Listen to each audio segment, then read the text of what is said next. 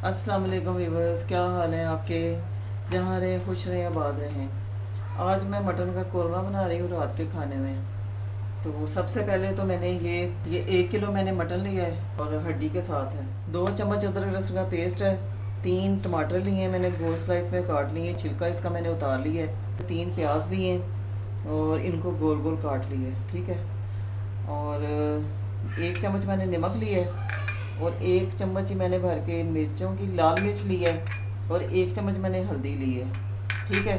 अब जो इसका मेन जो है ना, इसका इंग्रेडिएंट वो है, ये मैंने बादाम लिए हैं 10-12। इनको मैंने पानी में भिगो के 2 घंटे पहले भिगो के रख दिया था।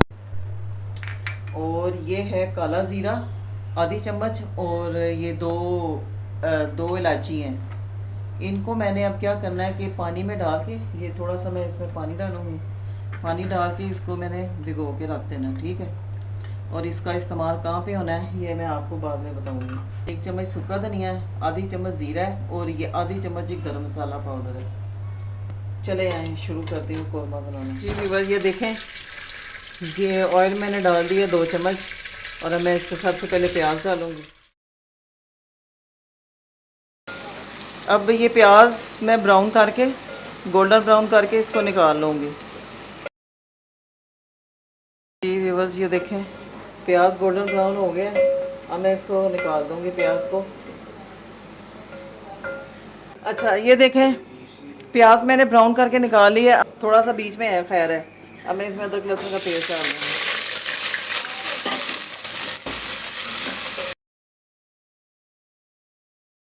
व्यूअर्स, ये देखें अदरक लहसुन गोल्डन ब्राउन हो गया। मैं इसमें गोश्त डालूँगी। अब मैं मटन को थोड़ी देर भून लूँगी। ये मैंने नमक डाला है गोश्त में, नमक डाल के मैं इसकी बुनाई करूँगी। ये देखें गोश्त की बुनाई हो गई है, तो अब मैं इसमें दूसरे ड्राई मसाले डालूँगी। ये मैंने सूखा धनिया भी डाल दिया। जी ये देखें, अब मैं इसमें तकरीबन 2 गिलास पानी डाल के तो इसको पकने के लिए छोड़ दूँगी। अब गोश्त हमारा हल्की आंच पे पकेगा। अब इसमें उबाल आ जाए तो फिर इसको मैं हल्की आंच पे रख दूँगी, तक कम से कम 25 मिनट के लिए। अच्छा व्यूअर्स, ये देखें जब तक उसको उबाला था, ये मैं पानी इसका निकाल के बादामों का, तो इसका छिलका उतार लेती हूँ। ये मैंने बादाम छील के इसके 2-2 हिस्से कर दिए हैं। अब मैं बाद में बताऊँगी कि इसने कब इस्तेमाल होना है। ये देखें उबाल आ गया। अब मैं इसको 25 मिनट के लिए हल्की आंच पे पकने के लिए छोड़ दूँगी। मैं 25 मिनट के बाद फिर आपसे बात करती हूँ। जी व्यूअर्स, ये देखें हाफ डन हो गया। अब मैं इसमें ये जो फ्राई की हुई प्याज ये डालूँगी। अभी आधा गला भी फ़र्क है इसमें काफ़ी। अब ये टमाटर डाल दूँगी। अब 15-20 मिनट में और इसको पकाऊँगी।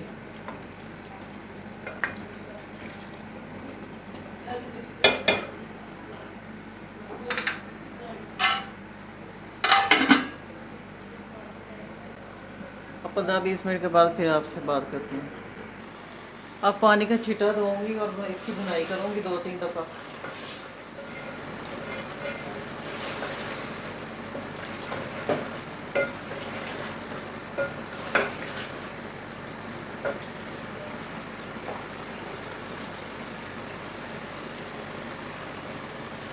अब फिर पानी का छिटा दिया, इसी तरह 2-3 दफ़ा पानी का छिटा दे के बुनाई करूँगी, और ताकि इसका जो मसाले अच्छी तरह रस बस जाए और अच्छी सी बुनाई हो जाए। जब तक खुशबू नहीं आती आपने इसकी बुनाई करते जाना।